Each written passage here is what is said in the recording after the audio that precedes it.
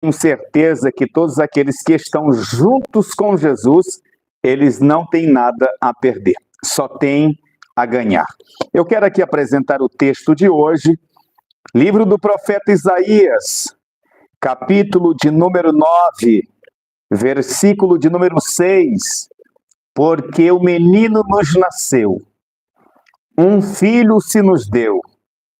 O governo está sobre os seus ombros, e o seu nome será maravilhoso, Conselheiro, Deus forte, Pai da eternidade e Príncipe da paz. Com este versículo bíblico, eu quero iniciar dizendo que, quando nós vamos acompanhar a história do Senhor Jesus, a gente fica maravilhado com a grandeza, com a precisão que as profecias que foram primeiras ditas pelos profetas a respeito do Senhor têm o seu cumprimento. Eu acredito que todas as pessoas que conhecem a história do Senhor Jesus, o que mais fascina elas é saberem que ele se ajusta perfeitamente às profecias do Primeiro Testamento, também conhecido como as profecias do Antigo Testamento. Essas profecias que se cumpriram em Jesus de Nazaré, elas dizem à humanidade como uma seta apontando para uma determinada direção e dizendo: é nele que vocês precisam crer, é nele que vocês precisam confiar. E o modo como o Senhor Jesus Cristo se encaixa nas profecias nos traz segurança, convicção, aquela sensação maravilhosa de que nós estamos com a pessoa certa. Muito bem, para iniciarmos esta história, nós vamos passar em diversos pontos dela para ver a pessoa bendita do Senhor Jesus e ver o quanto ele é extraordinário. Então eu quero convidá-los para o primeiro livro da Bíblia, o capítulo 3, versículo 15. Porque aqui, em Gênesis 3 e 15, nós temos um texto extraordinário, aonde no momento em que Deus está conversando com Adão e Eva, e que ele distribui ali a informação de como seria a vida deles a partir de então, ao momento em que Deus, o Senhor, está falando com a serpente. E aqui tem um sentido mais profundo do que um sentido material, mas esta palavra se estende para toda a história e tem também o seu ponto espiritual. A mensagem diz assim: esta te ferirá a cabeça, e tu lhe ferirás o calcanhar. Porém, inimizade entre ti e a mulher, esta te ferirá a cabeça, e tu lhe ferirás o calcanhar. Aqui o Criador, o Deus eterno, ele está dizendo profeticamente o que ele tem intenção de fazer. Qual é a intenção do Senhor já está revelada a partir destes primeiros momentos da história da humanidade. Pois é como se o Pai Celestial estivesse dizendo claramente: eu tenho um plano e eu vou executá-lo. Ele já está em ordem, já está elaborado. E quando eu finalizar, Satanás estará derrotado, com a cabeça esmagada. E isto será feito através de um descendente desta mulher que caiu. E é interessante como as coisas vão se encaixando, pois o próprio Criador é quem vem tecendo a história e mostrando sinais para a humanidade, para que eles pudessem compreender, para que assim, quando Cristo se manifestasse, eles pudessem ter certeza de que eles estavam crendo na pessoa certa. As pessoas que vieram antes de Jesus criam, e por isso eram salvas, criam que viria Cristo Salvador, e eram salvas. Nós somos salvos porque cremos que ele já veio e fez maravilha e foi extraordinário. Nós encontramos uma passagem na Bíblia muito conhecida, no livro do Êxodo, que aponta para aquilo que Cristo Jesus deveria fazer. Muitos dos judeus creram no Senhor Jesus, vale a pena ressaltar, mas muitos não creram no Senhor, porque na visão destes que não creram, Jesus não se encaixava na profecia quando ele era humilde, quando ele convivia com pobres, quando ele estava no meio de pecadores, quando ele estava no meio de pessoas que era desfavorecida. Para eles, Cristo era também o rei. E um rei não iria se misturar com a plebe. Eles não acreditavam, então, que Jesus era o Messias. Por muitas vezes, o Senhor Jesus disse: vocês não creem nas minhas palavras, vocês não acreditam nas obras que eu faço, acreditem para que vocês não se percam. E eles queriam sempre sinais, de acordo com a mentalidade deles. Eles queriam um rei forte, político, e que lembrasse eles dos tempos gloriosos em que tiveram juízes e reis, como o rei Davi e tantos outros, que livraram eles das mãos dos seus inimigos. Agora este rei, Jesus, vem de Nazaré, uma das piores cidades que existiam. Tem inclusive até um texto da Bíblia, onde Natanael, quando conversando ali com Filipe sobre eles terem achado o Messias, ele exclama, quando ouve dizer: achamos o Messias, Jesus de Nazaré. Ele diz: pode vir alguma coisa boa de Nazaré? Então, a fama dos lugares por onde Jesus andou quando jovem, da onde ele vinha, humanamente falando, não levava as pessoas a acreditarem que ele era o Messias. Mas tudo era um plano de Deus para estender a salvação para todas as nações. Capítulo 12 do livro do Êxodo é o momento em que Moisés manda o povo sacrificar um cordeiro. O povo de Israel está prestes a sair do Egito. E um momento antes dele sair do Egito, por ordenança do Criador, o Senhor Criador diz para Moisés: Moisés, você deve ordenar ao povo que cada família adquira um cordeiro. Esse cordeiro deve ser morto antes da meia-noite, e o sangue desse cordeiro deve ser aspergido na entrada da porta de cada casa. Quando o destruidor passar pelo Egito, na casa que ele vê que tem a marca do sangue, ele não vai entrar. Isto era profético, porque Deus estava mostrando ali que todos aqueles que aceitassem o sacrifício de Jesus Cristo estariam protegidos por intermédio do seu sangue. Tá, essa história é bonita, é verdadeira, mas a história segue. Não muito tempo depois, Moisés já havia tirado o povo do Egito. O povo agora já estava sendo ensinado a respeito das leis, dos mandamentos, a respeito de todas as maneiras como eles deveriam agir no tabernáculo. Eles estavam sendo educados no deserto.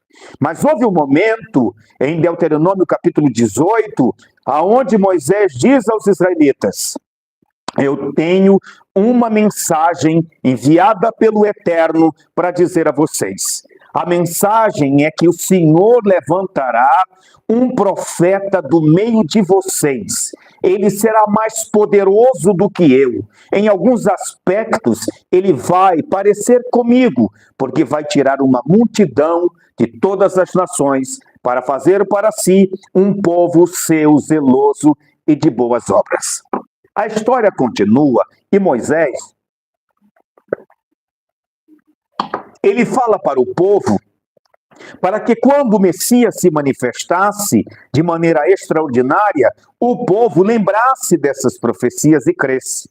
E não foi poucas as vezes que Deus falou através de Samuel, através de Davi, nos Salmos, como por exemplo no Salmo de número 2, no Salmo de número 22, pois no Salmo 22 é onde está a famosa expressão, no Salmo 2, no Salmo 22, tem famosas expressões, mas a mais conhecida é: Deus meu, por que me desamparaste? Esta palavra é dita por Cristo Jesus. Ele diz isso porque era profético, era profecia. Ele tinha que exclamar desta forma, ele tinha que dizer desta maneira. Muito bem. As Escrituras vai dizendo que o Senhor Jesus vai se encaixando nas profecias. Profecias como do profeta Jeremias, profecias como do profeta Zacarias, profecias como tantos outros profetas que profetizaram, como, por exemplo, a entrada do Senhor Jesus, montado num jumentinho. O modo como ele veio humilde era uma profecia que dizia: o teu rei, Jerusalém, ele vem humilde a ti. Não espere um rei cheio de pompa. Não espere um rei com coroa de ouro sobre a cabeça. Não espere um rei vestido com vestes reais. Ele vem a ti simples. Ele vem a ti humilde, montado sobre um jumentinho. E esta profecia se cumpriu quando Jesus de Nazaré entrava em Jerusalém. As pessoas sacudiam ramos. Essa imagem, esse momento ficou famosíssimo no mundo todo, através dos filmes e de séries, onde as pessoas balançam folhas de palmeiras para saudar Jesus como rei. Uma multidão está glorificando e um pouco de pessoas ali, um número bem pequeno, que era dos escribas e fariseus, estão reclamando e dizendo para Jesus: diga a este povo que se cale, diga a esta gente que pare com isso, você não é o Messias. E Jesus vai e responde: este momento estava na história, isto aqui é profético. Se essa gente se calar, as próprias pedras clamarão. Agora veja bem, muito bem. O nascimento de Jesus é um dos episódios mais grandiosos que eu acho em toda a Bíblia. E é extraordinário, pois é o cumprimento da profecia de Isaías, capítulo 7, versículo 14. A profecia diz exatamente o seguinte: porque o mesmo Senhor vos dará um sinal. E que sinal seria esse? Uma virgem conceberá e dará à luz um filho, e o seu nome será Emanuel. Esta palavra Emanuel é uma palavra com um significado muito profundo, pois o significado dela quer dizer: Deus está conosco. Deus é conosco. Então o profeta estava dizendo que Jesus de Nazaré era Deus se manifestando em carne através do seu filho. Estava Deus conosco. Tá certo? Quando a Bíblia fala a respeito de Jesus, em Isaías capítulo 7, versículo 14, 700 anos antes, eu acho fascinante quando esta profecia vai se cumprir, porque Maria, a mulher escolhida, pura, que não tinha conhecido ainda varão, ela estava com um casamento contratado. Ela tinha um casamento contratado com um dos descendentes de Davi, que era José. Quando a Bíblia fala que ela estava com um casamento contratado, eles ainda não tinham casado. Naquele momento, o anjo apareceu, Gabriel era o seu nome, e ele disse: salve, agraciada, o Senhor te escolheu, o Senhor é contigo. Você será o cumprimento da profecia de Isaías, capítulo 7, versículo 14. Você dará à luz um filho. E ela diz: mas como será isso? Eu não conheço o homem, ainda estou com um casamento contratado, não me casei. E o anjo do Senhor diz: não temas, porque tu darás à luz um filho, o seu nome será Jesus, ele será rei poderoso, pois é descendente do rei Davi. Ele vai salvar o seu povo de todos os seus pecados. Naquele momento, Maria exclama dizendo: eis aqui a serva do Senhor, cumpra-se em mim segundo as tuas palavras. E o anjo se ausentou dela. Eu acho extraordinário que vem na sequência, porque o Senhor não só anunciou para Israel através dos profetas as coisas que deveriam acontecer e as profecias que Jesus iria cumprir, como também havia povos distantes que também receberam sinais de que o Messias, o Salvador do mundo, estava chegando. Porque na mente dos judeus isso nunca foi aceitável. Nunca foi aceitável que o Messias fosse Messias também para outras nações. Mas para o Criador, o eterno Adonai, sempre foi o seu plano que o Messias fosse o Salvador, não só para Israel, ou para gregos, ou romanos, mas também para todos os povos de todas as épocas, de todos os tempos, até que se consuma todos os séculos nesta vida. Por isso o Senhor anunciou através de uma estrela para vários magos, vários reis que estavam distantes.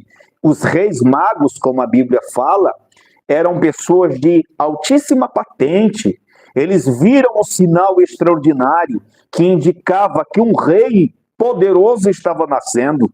Então eles se deslocaram de suas terras trazendo ouro, incenso, mirra e muitas coisas preciosas. E quando eles chegaram em Jerusalém, eles foram até o rei, porque eles esperavam que também este rei que havia nascido estivesse em um palácio, mas na verdade ele estava em uma manjedoura, em um lugar simples, humilde, no meio de pastores, porque os pastores tinham ouvido a mensagem dos anjos que apareceram, um clarão imenso apareceu na cidade de Belém.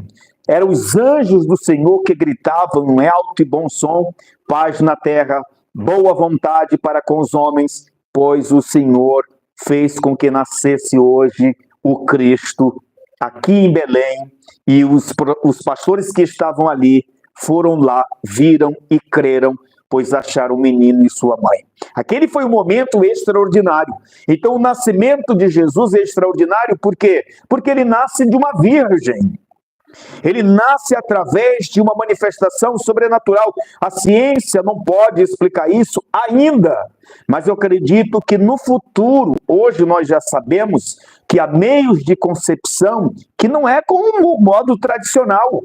Então nós sabemos que se a ciência hoje já pode gerar uma vida não pelo meio tradicional, quanto mais o Criador eterno, o grande Adonai, isso para ele é simples. Lembrando que a Bíblia diz em Lucas capítulo 1, versículo 37, que não há nada impossível para Deus, porque para Deus todas as coisas são possíveis. Continuando a história.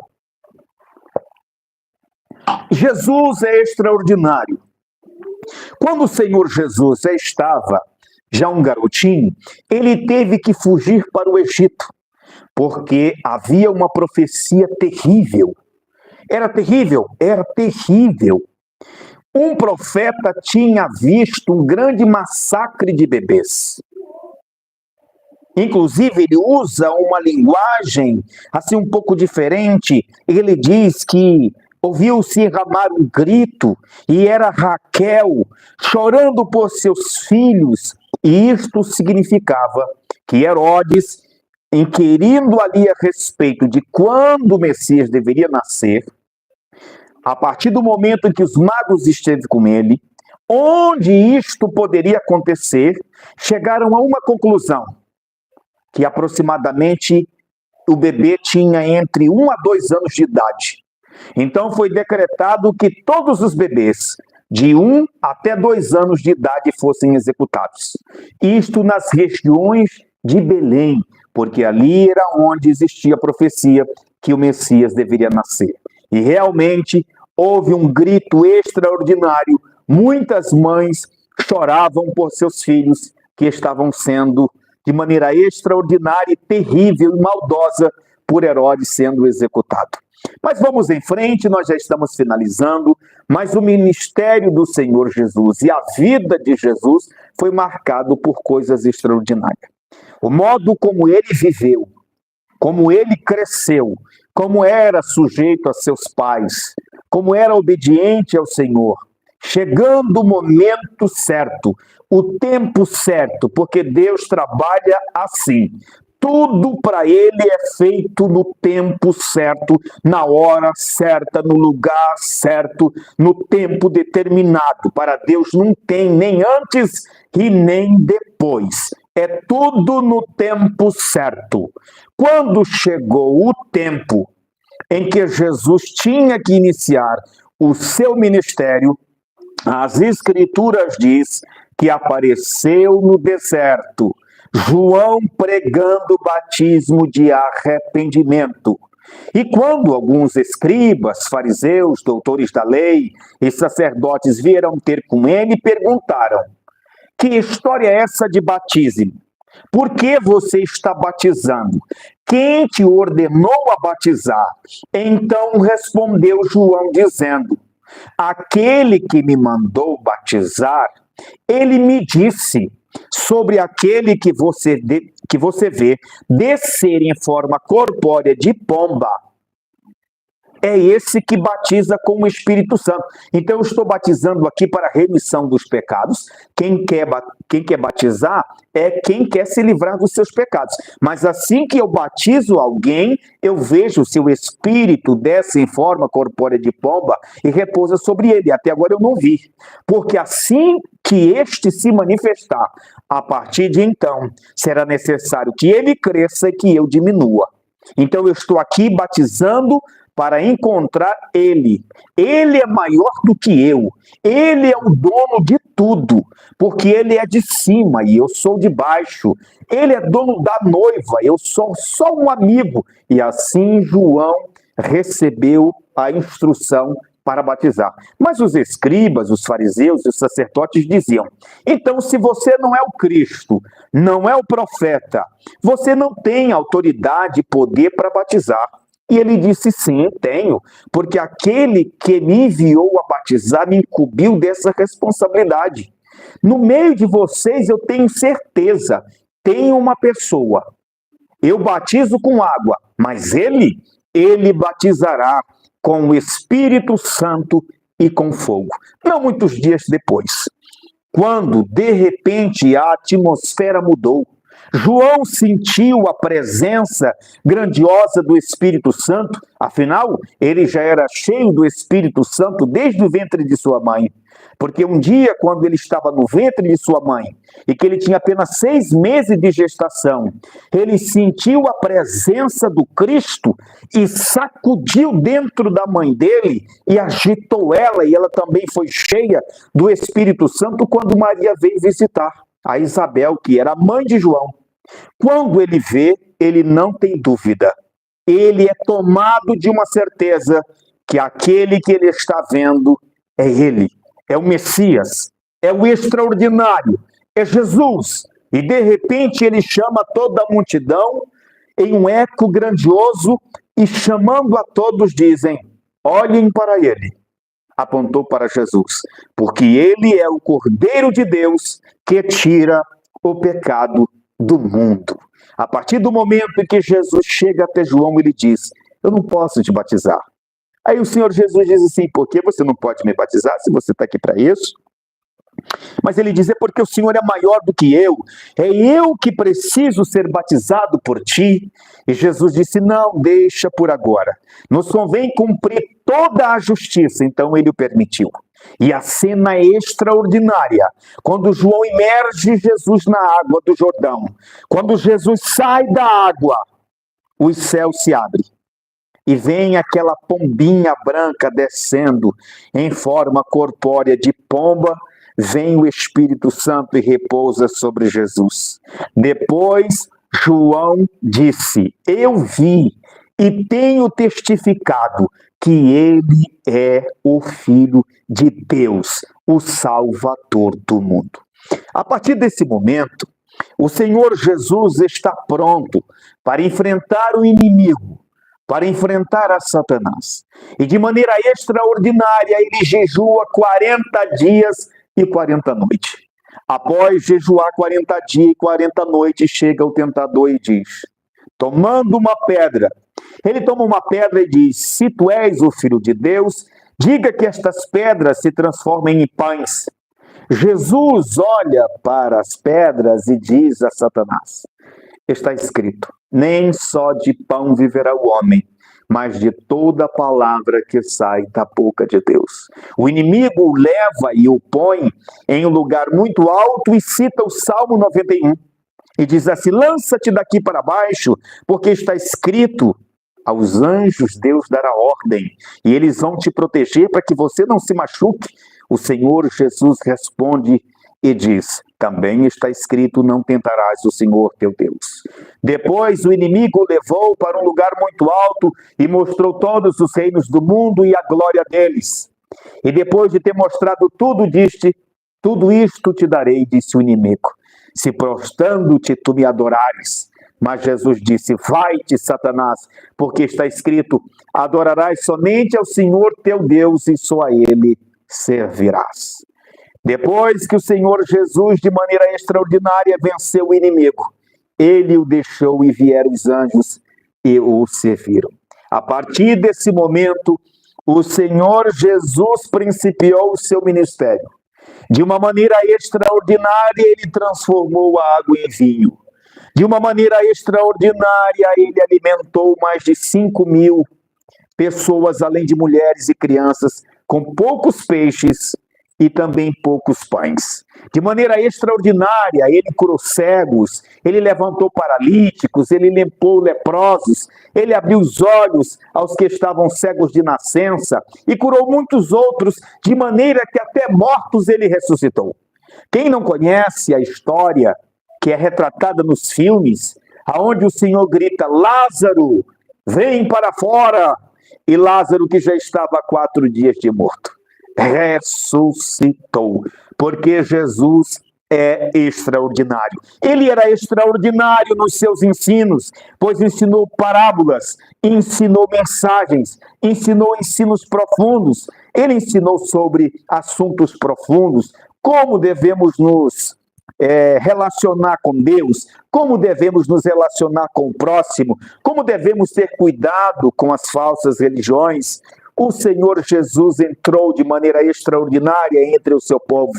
Ele entrava e saía e o povo o achava extraordinário, de modo que eles mesmos clamavam dizendo: nunca se viu antes tantos milagres extraordinários em Israel.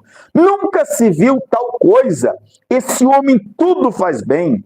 Ao faminto farta de pão, ao leproso ele cura, aos que estão enfermos ele sara, ele limpa, ele purifica, ele transforma, ele socorre, de maneira que o povo ficava alvoroçado em volta do Senhor Jesus. A multidão queria tocar no Senhor, porque de maneira extraordinária, aqueles que tocavam no Senhor, eles eram completamente curados.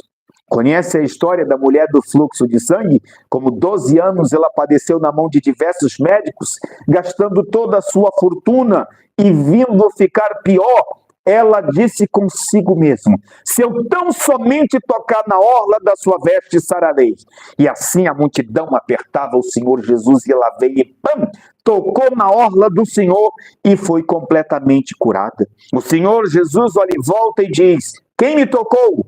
E o Senhor, vendo para ver quem isto fizera, os apóstolos disseram: a multidão te aperta. Como dizes, pois, quem me tocou? E Jesus disse: não, sei que a multidão está em volta de mim, me aperta, mas alguém me tocou diferente. Alguém me tocou de uma maneira extraordinária. E eu preciso saber quem é. A mulher vem no meio do povo e diz: sou eu, Senhor. Eu te toquei porque disse comigo mesma que se eu tão somente tocasse na orla da sua veste, ficaria curada, e fiquei. E o Senhor disse: vai, porque grande é a tua fé, você está completamente curada.